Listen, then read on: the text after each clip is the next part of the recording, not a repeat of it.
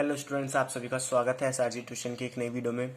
जैसे मैंने आपसे कम्युनिटी पोस्ट में पढ़ा था कि क्या आपको केमिकल काइनेटिक्स की वीडियो चाहिए, तो आप में से मैक्सिमम लोगों ने कहा था यस हमें चाहिए। आज की वीडियो में हम बात करेंगे क्लास 12 केमिस्ट्री के चैप्टर नंबर 4 केमिकल काइनेटिक्स की। इससे पहले मैं सॉल्यूशन चैप्टर पे भी वीडियो बना चुका हूँ, जो वन शॉट वीडियो थी। अगर आपने वो वीडियो नहीं देखी है एंड चाहते हैं उस चैप्टर को पढ़ना, तो लिंक आपको डिस्क्रिप्शन में मिल जाएगा, वहां से आप देख सकते हैं। आज की वीडियो में पहले हम बात करते हैं कि हम पढ़ेंगे क्या। आज की वीडियो में हम पढ़ेंगे रेट ऑफ रिएक्शन के बारे में, ये होता क्या है। इसके बाद हम आगे बढ़ेंगे एंड पढ़ेंगे रेट कांस्टेंट के बारे में कि उसे हम कैसे लिखते हैं और उसकी एसआई यूनिट क्या होती है। काफ़ी इंपॉर्टेंट टॉपिक है ये आपका। एंड इसके बाद अगर टाइम बचता है तो हम ऑर्डर ऑफ रिएक्शंस को भी पढ़ेंगे कि किसी भी रिएक्शन का क्या ऑर्डर होता है, ऑर्डर ऑफ रिएक्शन पढ़ेंगे। टाइम वेस्ट ना करते हुए हम आज की वीडियो को स्टार्ट करते हैं। एंड एक बात और बता दूं कि इस वीडियो को एंड तक देखना, क्योंकि बीच बीच में मैं आपको कुछ न्यूमेरिकल्स कराऊंगा एंड कुछ क्वेश्चंस कराऊंगा जो आपको टॉपिक्स को समझने में और ज़्यादा हेल्प करेंगी। स्टार्ट करते हैं अब आज की वीडियो को। सबसे पहला केमिकल काइनेटिक्स होता क्या है। ये एक ब्रांच है केमिस्ट्री की जो क्या करता है, स्टडी करता है कि कोई भी जो रिएक्शन हो रही है वो कितनी तेजी से हो रही है या कितनी स्लोली हो रही है। मीन्स ये किसी भी रिएक्शन के रेट पे स्टडी करता है, ठीक है। एंड स्टडी करता है उनके मैकेनिज्म पे कि वो रिएक्शन कैसे हो रही है एंड उस पे कौन कौन से फैक्टर अफेक्ट डाल रहे हैं, ठीक है। ये चीज कौन स्टडी करता है, केमिकल काइनेटिक्स। देखिए, आपको एनसीईआरटी में एक दिया गया है डिफरेंस की थर्मोडायनेमिक्स, जो हमारी ब्रांच है केमिस्ट्री की, थर्मोडायनेमिक्स एंड केमिकल काइनेटिक्स, इनमें क्या अंतर है। देखिए, थर्मोडायनेमिक्स बताता है कि कोई भी रिएक्शन कैसे हो रही है, ठीक है, कैसे हो रही है। एंड जो हमारा केमिकल काइनेटिक्स है ये बताता है कितनी तेजी से हो रही है, कितनी तेजी से हो रही है,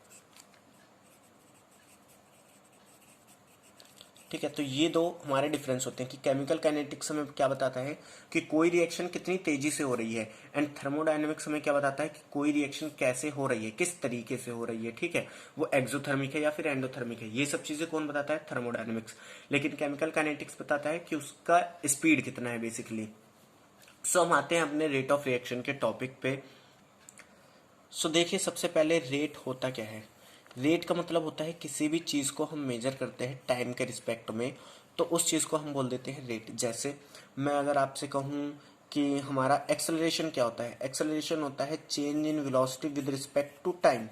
आप फिजिक्स में पढ़ चुके हैं कि वेलोसिटी समय के साथ साथ कैसे चेंज हो रही है, उसे हम क्या बोलते हैं, एक्सेलरेशन। इसे मैं rate of change of velocity भी बोल सकता हूँ। क्या बोल सकता हूँ, rate of change of velocity भी बोल सकता हूँ। यहाँ पे ये मैंने सिर्फ आपको समझाने के लिए एग्जाम्पल लिया है, यहाँ पे हम फिजिक्स नहीं पढ़ रहे हैं, ठीक है। इसी तरीके से रेट ऑफ रिएक्शन में हम क्या पढ़ते हैं कि जो भी रिएक्टेंट है या फिर जो भी प्रोडक्ट है उनकी जो कंसंट्रेशन है, कंसंट्रेशन को यहाँ पे हम रिप्रेजेंट करते हैं स्क्वायर ब्रैकेट से, ठीक है। ये क्या रिप्रेजेंट करते हैं, कंसंट्रेशन को। तो रेट ऑफ रिएक्शन में हम पढ़ते हैं कि किसी भी रिएक्टेंट एंड प्रोडक्ट की जो कंसंट्रेशन है वो टाइम के रिस्पेक्ट में कैसे चेंज हो रही है। रेट ऑफ रिएक्शन की डेफिनेशन क्या हो जाएगी, स्पीड ऑफ रिएक्टेंट और rate of reaction can be define as change in concentration of reactant और प्रोडक्ट इन यूनिट टाइम। कि किसी भी रिएक्टेंट की जो कंसंट्रेशन है वो टाइम के साथ साथ कैसे चेंज हो रही है, या फिर जो प्रोडक्ट की कंसंट्रेशन है वो यूनिट टाइम के साथ साथ कैसे चेंज हो रही है। एग्जाम्पल के लिए मैं यहाँ पे एक इक्वेशन लिखता हूँ कि एक रिएक्टेंट हमारा प्रोडक्ट में कन्वर्ट हो रहा है। तो देखिए, जो rate of disappearance of R होगा, यानी आर कितनी तेजी से रिएक्ट करेगा, उसका रेट हम फाइंड करें तो वो क्या हो जाएगा, change in concentration of R, की आर की कंसंट्रेशन में कितना चेंज आ रहा है एंड उसने उस चेंज में आने के लिए कितना टाइम लिया है। जैसे मैं आपसे कहूं कि मान लीजिए इनिशियल कंडीशन यानी T1 टाइम पे हमारी जो कंसंट्रेशन थी वो थी आर नोट, ठीक है। एंड T2 टाइम पे हमारी जो कंसंट्रेशन है वो है आर। तो अगर मैं कहूं कि आप इसका रेट निकालिए, तो आप रेट कैसे निकालेंगे, change in concentration, change in concentration. अब देखिए, चेंज जो है हमेशा फाइनल माइनस इनिशियल होता है। तो फाइनल हमारी क्या आई, आर, ठीक है, T2 टाइम पे, माइनस इनिशियल हमारी कितनी थी, आर नोट T1 टाइम पे। अपॉन में हमें टाइम कितना लगा, T2 माइनस T1। तो ये हमारा इसका क्या हो जाएगा, रेट हो जाएगा। इसे मैं ऐसे भी लिख सकता हूँ, डेल्टा, डेल्टा जो है चेंज को सिग्निफाई करता है, ठीक है। एंड यहाँ पे आर की कंसंट्रेशन, ठीक है, अपॉन में डेल्टा टी, डेल्टा क्या सिग्निफाई करेगा कि टाइम में कितना चेंज आया है। तो यहाँ पे हमारा फॉर्मूला क्या बन जाएगा, delta R upon delta T, यानी रिएक्टेंट की कंसंट्रेशन में कितना चेंज आया टाइम के साथ साथ। अब यहाँ पे कई बच्चे बोलते हैं सर ये नेगेटिव साइन क्यों है। देखिए नेगेटिव साइन यहाँ पे ये डिनोट करता है कि ये जो कंसंट्रेशन है रिएक्टेंट की ये क्या करेगी, डिक्रीज करेगी। क्या करेगी, डिक्रीज करेगी, क्योंकि जब दो रिएक्टेंट आपस में मिलकर एक प्रोडक्ट बनाएंगे तो जो रिएक्टेंट आपस में जुड़ रहे हैं वो कमी तो होंगे, ठीक है। एंड देखिए यहाँ पे मैं आपको हर एक चीज डिटेल में समझा रहा हूँ, तो ये इसको ऐसा क्रैश कोर्स टाइम मत लेना कि जल्दी जल्दी वीडियो होगी, ठीक है। मैं आपको कंप्लीट समझाऊंगा जो भी समझाऊंगा। इसके बाद अगर मैं बात करूँ rate of appearance of P क्या होगा, यानी प्रोडक्ट के बनने का टाइम कितना होगा। तो मान लीजिए T1 टाइम पे हमारा जो प्रोडक्ट था वो था पी नोड, ठीक है। T2 टाइम पे हमारा जो प्रोडक्ट आया वो आया पी। तो अगर मैं यहाँ पे रेट निकालता हूँ तो रेट क्या होता है, change in concentration of product. तो प्रोडक्ट की कंसंट्रेशन में कितना चेंज आया, delta P, sorry P concentration यानी फाइनल माइनस में इनिशियल, अपॉन में T2 माइनस T1, ठीक है। सो ये इसे हम कैसे लिख सकते हैं, डेल्टा पी अपॉन में डेल्टा टी। स्क्वायर ब्रैकेट याद रखना क्या चीज रिप्रेजेंट करता है, कंसंट्रेशन। यहाँ पे पॉजिटिव साइन क्यों आया, क्योंकि प्रोडक्ट हमेशा बनेगा, प्रोडक्ट हमेशा क्या होगा, बनेगा। लिख देता हूँ यहाँ में, प्रोडक्ट हमेशा बनेगा, इसलिए यहाँ पे पॉजिटिव साइन आया। अब देखिए यहाँ पे मैं आपसे एक चीज पूछता हूँ, क्या मैं डेल्टा आर अपॉन में डेल्टा टी को बराबर कर सकता हूँ डेल्टा पी अपॉन में डेल्टा टी के साथ। बताइए इसका आंसर आप कमेंट करके बताइए, वीडियो को पोस्ट करिए एंड कमेंट करके बताइए। तो देखिए इसको मैं ऐसे लिख सकता हूँ, इसको मैं ऐसे क्यों लिख सकता हूँ, अब इसका रीजन समझ लीजिए। देखिए जिस तेजी से क्या होगा, रिएक्टेंट घटेगा या रिएक्टेंट रिएक्ट करेंगे उतनी ही तेजी से तो हमारा प्रोडक्ट बनेगा, ठीक है। क्या बताया मैंने कि जितनी तेजी से हमारा रिएक्टेंट क्या होगा, रिएक्ट करेगा, उतनी ही तेजी से हमारा प्रोडक्ट बनेगा। अब देखिए ये जो हमने रेट पढ़ा इसे हम बोलते हैं एवरेज रेट। क्या बोलते हैं इसे हम, एवरेज रेट बोलते हैं इसे हम, क्योंकि हमने दो टाइम्स के बीच में निकाला। अब बीच में जो रेट है वो कम ज्यादा भी हो सकता है, ठीक है। तो इसलिए इसे हम क्या बोलते हैं, एवरेज रेट। एंड जो एवरेज रेट है किसी भी रिएक्शन का, ये डिपेंड करता है रिएक्टेंट की कंसंट्रेशन पे, ठीक है। प्रोडक्ट की कंसंट्रेशन पे उतना डिपेंड नहीं करता, मैक्सिमम ये डिपेंड करता है रिएक्टेंट की कंसंट्रेशन पे। उसके बाद ये डिपेंड करता है टेम्परेचर पे, प्रेशर पे, एंड जो कैटलिस्ट हम यूज कर रहे हैं उनका कैसा अफेक्ट है उस पे। सो देखिए रेट की यूनिट क्या आ जाएगी, हमने देखा रेट क्या है, डेल्टा आर की कंसंट्रेशन में जो चेंज आ रहा है डेल्टा टी की रिस्पेक्ट में। तो आर ये क्या है, कंसंट्रेशन है, तो यहाँ पे कंसंट्रेशन, ठीक है। टाइम नीचे है तो टाइम को ऊपर ले जाओगे तो ये T-1 हो जाएगा, यानी टाइम पर टाइम, ठीक है। तो कंसंट्रेशन की अगर मैं यूनिट ले लूँ मोल पर लीटर एंड टाइम में लेता हूँ सेकंड में, जो हमारी ऐसा यूनिट है, तो इसकी यूनिट क्या हो जाएगी, मोल पर लीटर पर सेकंड। लेकिन यूनिट चेंज होती रहेगी जिस कंसंट्रेट मतलब जिस यूनिट में हम कंसंट्रेशन को मेजर करेंगे एंड जिसमें टाइम को मेजर करेंगे उसके रिस्पेक्ट में, ठीक है। कि अगर मान लीजिए मैं मिनट में मेजर कर रहा हूँ तो यहाँ पे टाइम क्या हो जाएगा, पर मिनट। अगर मैं हावर में मेजर कर रहा हूँ तो टाइम क्या हो जाएगा, पर आवर। लेकिन जो हमारी एसआई यूनिट होती है वो सेकंड में ही होती है। इसके बाद हम पढ़ते हैं इंस्टेंटेनियस रेट। इंस्टेंटेनियस रेट होता क्या है कि मान लीजिए कोई एक रिएक्शन हो रही है, ठीक है, या आप समझ लीजिए कि कोई मान लीजिए यहाँ से एक गाड़ी मूव कर रही है, ठीक है, गाड़ी मूव कर रही है, यहाँ से यहाँ तक आप गाड़ी ले गए, मैंने आपकी एवरेज स्पीड निकाली, वो आपकी आई 20 सेकेंड, तो सॉरी एवरेज स्पीड या एवरेज वेलोसिटी आई 20 मीटर पर सेकेंड, ठीक है। तो क्या आप सोचिए, क्या आपकी जो स्पीड है वो हर जगह 20 मीटर पर सेकेंड नहीं होगी, बताइए। क्या आपकी जो स्पीड है हर जगह 20 मीटर पर सेकेंड रही होगी। मान लीजिए बीच में कोई गाय आ गई, ठीक है, उत्तर प्रदेश या फिर जो ज़्यादातर हमारे एरिया होते हैं उनमें ये चीज़ ज़्यादा दिख जाती है कि कहीं बिल्ली आ गई, कहीं कुत्ता आ गया, कहीं इंसान खुद आ गए, ठीक है। तो कई कई लोग तो ब्रेक मार लेते हैं, कई कई चढ़ा के चले जाते हैं, तो आपको भी क्या करना है, ब्रेक मार लेनी है, चढ़ाना नहीं है। तो जो ब्रेक मार लेते हैं उनकी जो वेलोसिटी है या उनकी जो स्पीड है यहाँ पे क्या हो जाएगी, जीरो हो जाएगी ब्रेक मारने की वजह से, ठीक है। सो यहाँ पे टाइम, यहाँ पे जो हमारी स्पीड है वो 20 मीटर पर सेकेंड नहीं रही। तो हमारा, मेरे देखिए बताने का मकसद क्या है, बेसिकली इंस्टेंटेनियस रेट होता क्या है कि किसी एक पर्टिकुलर टाइम पे, एट टाइम टी, ठीक है। इंस्टेंटेनियस रेट का मतलब होता है एट टाइम टी, किसी एक टाइम पर जो रेट होगा उसे हम बोलेंगे इंस्टेंटेनियस रेट। जैसे आपने तुरंत घड़ी देखी, उस घड़ी में जो टाइम हो रहा है वो क्या इंस्टेंटेनियस रेट है। या फिर मान लीजिए आप मोटरसाइकिल चला रहे हैं, आप में इधर उधर अपने दोस्तों से बात कर रहे हैं एंड आपने तभी अपना स्पीडोमीटर देखा, तो उसमें जो स्पीड दिखाएगा वो हमारा क्या हो जाएगा, instantaneous speed. And average speed आप कब निकालोगे, कि जब आप घर से निकले, जहां भी जा रहे थे वहां जाए, आप बोलोगे अच्छा यहाँ से यहाँ आने में इतना टाइम लगा, डिस्टेंस ये था, तो वहां पे जो आपकी स्पीड आएगी उसके बाद टोटल करने पे वो एवरेज स्पीड आएगी, ठीक है। तो ये चीज डिफरेंस होता है इंस्टेंटेनियस में एंड एवरेज में। अब इंस्टेंटेनियस हम निकालेंगे कैसे, देखिए इंस्टेंटेनियस निकालने का सिंपल सा तरीका होता है जिसमें हम ग्राफ्स का यूज करते हैं। यहाँ पे ये जो हमारा चेंज इन कंसंट्रेशन होता है ये बहुत छोटे टाइम के लिए नेग्लिजिबल हो जाता है। सो देखिए जो हमारा एवरेज रेट का फॉर्मूला होता है, एवरेज रेट लिख देता हूँ यहाँ पे, तो वो क्या होता है, delta R by delta T. लेकिन इंस्टेंटेनियस में क्या होता है, जो चेंज होता है टाइम में वो बहुत छोटा होता है, इतना छोटा होता है कि डेल्टा टी को हम मान लेते हैं कि वो जीरो के आसपास आएगा। जैसे मान लीजिए मैं आपको टाइम देता हूँ कि दो, आपके आपके पास 2 सेकेंड है, एंड मैं आपको एक टाइम देता हूँ 2.00000001 सेकेंड, ठीक है। तो यहाँ पे ये क्या है, बहुत ही छोटा फ्रैक्शन ऑफ चेंज है, ठीक है। तो इसलिए में हम क्या मान लेते हैं, delta T equal to zero, या delta T tends to zero. तो यहाँ पे जो आर इंस्टेंटेनियस है उसका फॉर्मूला हो जाता है D R by D T. यहाँ पे जो डी है वो एक छोटे स्मॉल चेंज को रिप्रेजेंट करता है।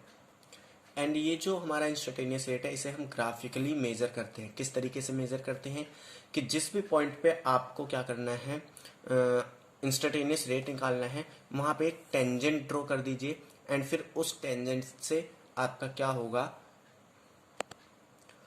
टेंजेंट ड्रॉ कर दीजिए एंड उस टेंजेंट का स्लोप फाइंड कर लीजिए, तो आपका क्या आ जाएगा, इंस्टेंटेनियस रेट आ जाएगा, ठीक है। एनसीईआरटी में करके दिखाया, तो एनसीईआरटी आप जब पढ़ेंगे तो आपको वो और अच्छे से समझ में आ जाएगा। अब हम आगे बढ़ते हैं एंड पढ़ते हैं एक्सप्रेसिंग रेट ऑफ रिएक्शन, कि किसी भी रेट ऑफ रिएक्शन को हमें कैसे एक्सप्रेस करना है। तो देखिए मैंने एक जनरल इक्वेशन ली है, इसे हम क्या बोलते हैं, जनरल रिएक्शन, ठीक है।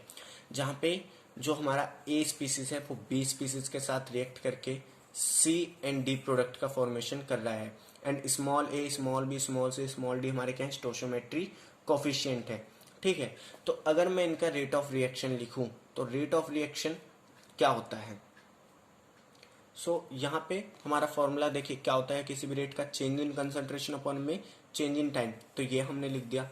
अब यहाँ पे स्टोशियोमेट्री कोफिशिएंट आ जाता है, तो इस केस में रेट को हम कैसे लिखते हैं, कि उस पूरे रेट को डिवाइड कर दो 1 बाई उसके स्टोशियोमेट्रिक कोफिशिएंट से उसको डिवाइड कर दो। बोल रहा हूँ मैं, सॉरी, देखिए ध्यान से समझिए। अगर मैं आपसे कहूँ कि ए के डिसअपियर होने का रेट क्या होगा, तो ए की कंसंट्रेशन में जो चेंज आ रहा है वो, एंड अपॉन में उस चेंज में आने में जितना टाइम लगा वो, एंड इसका स्टोशियोमेट्रिक कोफिशिएंट क्या है, स्मॉल ए, तो उस स्मॉल ए से इसे डिवाइड कर दीजिए, ठीक है, 1/a। तो ये क्या हो जाएगा, rate of reaction of disappearance of A आ जाएगा। इसी तरीके से अगर मुझे rate of disappearance of B निकालना है, ठीक है, तो ये क्या हो जाएगा, delta B upon delta T, and इसका स्टोशियोमेट्रिक कोफिशिएंट क्या है, बी, तो यहाँ पे हम 1/b से डिवाइड कर देंगे, ठीक है, या बी से डिवाइड कर देंगे। इसी तरीके से आपसे कहता है जो रेट ऑफ अपीयरेंस ऑफ सी, यानी जो सी प्रोडक्ट बन रहा है उसका अपीयरेंस होने का क्या रेट होगा, तो वो क्या हो जाएगा, delta C upon delta T and 1/c। 1/c क्या है, इसका स्टोशियोमेट्रिक कोफिशिएंट है, ठीक है। तो ये फॉर्मूले याद रखना। इसी तरीके से अब देखो यहाँ पे एक और चीज मैंने आपको बताई थी कि जो इन दोनों रिएक्टेंट के गायब होने का रेट होगा वही हमारे प्रोडक्ट के दिखने का क्या होगा, रेट होगा। तो रेट यहाँ पे क्या है, सेम हो गया। इसी तरीके से देखिए मैंने एक एग्जांपल लिया कि हमारा हाइड्रोजन आयोडाइड डिकम्पोज होके क्या बना रहा है, हाइड्रोजन एंड आयोडीन का फॉर्मेशन कर रहा है। तो अगर मैं इसका रेट ऑफ रिएक्शन लिखना चाहूँ तो क्या हो जाएगा, change in concentration of hydrogen iodide multiply 1/2। 1/2 क्या है इसका? स्टोइशियोमेट्री है, ठीक है। स्टोइशियोमेट्री से हमने डिवाइड कर दिया। इसी तरीके से rate of appearance of H2 क्या हो जाएगा? Change in concentration of H2 upon में डेल्टा टी। यहाँ पे 1/2 नहीं आएगा, क्यों? क्योंकि इसका स्टोइशियोमेट्री 1 है, याद रखना ये स्टोइशियोमेट्री है, ठीक है, इसे लगाना है, इसे नहीं लगाना हमें। इसी तरीके से I2 के अपीयरेंस का क्या हो जाएगा? Delta change in concentration in I, ठीक है, मीन्स आई की कंसंट्रेशन में क्या चेंज आ रहा है, I2 की कंसंट्रेशन में क्या चेंज आ रहा है, अपॉन में डेल्टा टी, कितने टाइम में आ रहे हैं। एंड इसका भी स्टोइशियोमेट्रिक कोएफिशिएंट क्या है? 1, तो यहाँ पे 1/1 1 ही माना जाता है। For a gaseous reaction at constant temperature, concentration is directly proportional to partial pressure of species। देखिए अगर मान लीजिए जो रिएक्शन है वो दो गैसेस के बीच में हो रही है, तो अगर टेम्परेचर हमारा कांस्टेंट है तो जो कंसंट्रेशन होगी वो डायरेक्टली प्रोपोर्शनल होगी पार्शियल प्रेशर ऑफ स्पीसीज के। तो इसमें जो रेट होगा हमारा उसे हम कैसे रिप्रेजेंट करेंगे? Rate of change in partial pressure of reactant, यानी रिएक्टेंट के पार्शियल प्रेशर में क्या चेंज आ रहा है या फिर प्रोडक्ट के पार्शियल प्रेशर में क्या चेंज आ रहा है, उस टर्म में हम उस रिएक्शन को रिप्रेजेंट करेंगे। एंड ये किसके लिए है? गैस के लिए है। एंड वो भी कब? जब टेम्परेचर कांस्टेंट हो। सो यहाँ पे रेट ऑफ रिएक्शन खत्म होता है। इसके बाद हम पढ़ते हैं factor influencing rate of reaction, लेकिन उसे पढ़ने से पहले एक न्यूमेरिकल कर लेते हैं जो एनसीईआरटी में दिया हुआ है। सो अब देखिए ये जो मैं न्यूमेरिकल करा रहा हूँ ये एनसीईआरटी का ही है, क्योंकि काफ़ी इंपॉर्टेंट है, नीट में भी पूछा जा चुका है। सो इसी को हम कर रहे हैं। आपसे बोला गया है कि जो डीकम्पोजिशन है N2O5 का, उसको जब हमने मेजर करा तो हमने देखा कि जो कंसंट्रेशन में चेंज आ रहा है तो वो आपको इनिशियल कंसंट्रेशन दी गई है। Initially the concentration of N2O5 is 2.33 मोल। तो इसको लिख लो, पहले जो इन्फॉर्मेशन दी गई होती है उसे लिख लिया करो कि आपको आर इनिशियल की कंसंट्रेशन कितनी दी गई है? 2.33 मोल पर लीटर, ठीक है। उसके बाद बोला है आफ्टर 140 मिनट, आपको टी कितना दिया है? 184 मिनट, ठीक है। एंड आपको बोला है आफ्टर 184 मिनट यानी 184 मिनट के बाद इट इज रिड्यूस टू 2.08 मोल पर लीटर, यानी जो आर फाइनल दिया गया है, जो आर फाइनल की कंसंट्रेशन दी गई है वो कितनी दी गई है? 2.08 मोल पर लीटर। एंड आपसे पूछा है, एंड आपको रिएक्शन दी गई है कि ये रिएक्शन किस तरीके से हुई है। 2N2O5 जो कि गैस है वो डिकम्पोज होके बना रही है 4NO2 जो क्या है? गैस है, प्लस O2 बना रही है जो भी क्या है? गैस है। तो यहाँ पे आपसे पूछा है calculate the average rate of this reaction in term of hour minute. ये तो बात की बात है, ठीक है, हावर मिनट, इस पर ध्यान मत दो, समझो कि कैसे सॉल्व करना है। आपसे मेन चीज़ पूछी गई है what is the rate of production of NO2। आपको बताना है कि जो रेट है NO2 को प्रोडक्शन का वो क्या है? Rate of production of NO2 आपको बताना है। सो अब देखो आप सोचोगे कि सर NO2 की तो हमें कोई भी कंसंट्रेशन दी नहीं गई इनिशियल फाइनल, तो हम कैसे निकालेंगे? सो देखो क्या करते हैं हम, सबसे पहले हमें रिएक्टेंट दिया गया है तो रिएक्टेंट को ही पकड़ के चलो। हर कंडीशन में क्या करना है? रिएक्टेंट को ही पकड़ के चलना अगर उसकी कंसंट्रेशन दी गई है तो यहाँ पे हम निकाल लेते हैं कि N2O5 के डिसअपेयर होने का रेट, ठीक है, क्योंकि जितने रेट से हमारा रिएक्टेंट घटेगा उतनी तेजी से हमारा प्रोडक्ट बनेगा, जैसे मैंने अभी आपको प्रीवियस बताया था। तो इसका रेट फाइंड कर लो सबसे पहले, ठीक है, इसका रेट फाइंड करते हैं। इसका रेट क्या हो जाएगा? इसका रेट हमारा हो जाएगा डेल्टा आर में हमारा क्या हो जाएगा? आर फाइनल माइनस में आर इनिशियल की कंसंट्रेशन, ठीक है, अपॉन में डेल्टा टी क्या हो जाएगा हमारा? Final minus initial. एंड देखिए यहाँ पे स्टोइशियोमेट्रिक कोएफिशिएंट क्या है? 2 है, तो यहाँ पे हमारा -1/2 भी आएगा। माइनस किस लिए? क्योंकि ये रिएक्टेंट है, रेगुलरली डिक्रीज करेगा, इसलिए माइनस आया है। अब यहाँ पे वैल्यू रख दीजिए -12। अब यहाँ पे वैल्यू रखो, हमारा आर फाइनल कितना आया है? 2.08 माइनस इनिशियल हमारा कितना था? 2.33, ठीक है, अपॉन में। अब देखिए फाइनल टाइम कितना दिया गया है? 184 मिनट, यानी 184 मिनट बाद, तो ये क्या है? T2 T1 हम 0 ले लेते हैं, तो डेल्टा टी हमारा कितना आ गया? 184 मिनट। 184 को 0 से माइनस करोगे 184 ही आएगा। ठीक है, ये आ गया। अब इसे सॉल्व करते हैं। देखिए 2.08 को माइनस करोगे 2.03 से तो ये आएगा माइनस में 0.25। ठीक है, सो ये माइनस से माइनस कट जाएगा तो ये क्या हो जाएगा 0.25 अपॉन में आपका 2 को इससे मल्टीप्लाई करो 863 ये आएगा। एंड जब आप इसे सॉल्व करोगे तो आपका आंसर आएगा 6.79 इंटू में 10 की पावर -4। एंड यहाँ पे यूनिट लिखो। यूनिट सबसे ज़्यादा इंपॉर्टेंट होती है, इसके नंबर भी कटते हैं, चाहे बोर्ड एग्जामिनेशन हो चाहे नेट एग्जामिनेशन हो। मोल, उसके बाद पर लीटर एंड पर मिनट। अब देखो बुक में आपसे क्या करा गया है, सेकेंड एंड आवर में पूछा गया है, तो इसे देखो थोड़ा सिंप्लीफाई कर दो। कैसे, ये जो आपका आया है पर मिनट यानी 6.79 इंटू 10 की पावर 4 मोल पर लीटर, ये जो है ये कितने टाइम में बन रहा है, 1 मिनट में बन रहा है। अगर मैं कहूँ 1 घंटे में कितना बनेगा, तो इसे मुझे क्या करना होगा, 1 मिनट को 1 घंटे में चेंज करना होगा। तो 1 मिनट में कितने घंटे होते हैं, 1 मिनट को अगर मैं घंटे में चेंज करना चाहूँ तो ये क्या हो जाएगा 1/60। ठीक है, तो अब यहाँ पे 1/60 60 ऊपर चला जाएगा। एंड इसे जब मल्टीप्लाई करोगे, सो इसे जब सॉल्व करोगे तो आंसर आएगा 4.07 इंटू में 10 की पावर -2। अगर -4 में लिखना चाहते हो तो ये आपका पता है कितना आ जाएगा 407 इंटू में 10 की पावर -4। एंड यहाँ पे क्या हो जाएगा मोल पर लीटर पर आवर। ठीक है, अब इसे सेकंड में कन्वर्ट करना है, सेकंड में कन्वर्ट करना है तो डिवाइड कर दो। सो उतना आप कर लेना, मैं बाकी आगे समझाता हूँ। अब देखिए ये मेरा किसका रेट आया, इसके बनने का रेट आया। अब मैं ये आपको मैं देखिए ये कह सकता हूँ कि जो N2O5 का बनने का रेट है वो इक्वल होगा 1/4। 1/4 क्या है, स्टोइकोमेट्रिक कोफिशिएंट है रेट ऑफ NO2 के बनने का। ठीक है, ये मैं कह सकता हूँ क्योंकि मैं पिछली बार बता चुका हूँ कि जितना टाइम रिएक्टेंट घटने में लेगा उतना ही टाइम प्रोडक्ट बनने में भी तो लेगा। ठीक है, तो ये कंडीशन समझ में आ गई आपको कैसे आई, कि जितना टाइम रिएक्टेंट क्या होगा रिएक्ट करके प्रोडक्ट बनाने में लगेगा उतना ही तो टाइम लगेगा प्रोडक्ट बनने में। यानी जितना रेट होगा रिएक्टेंट के घटने का उतना ही रेट होगा प्रोडक्ट के बनने का।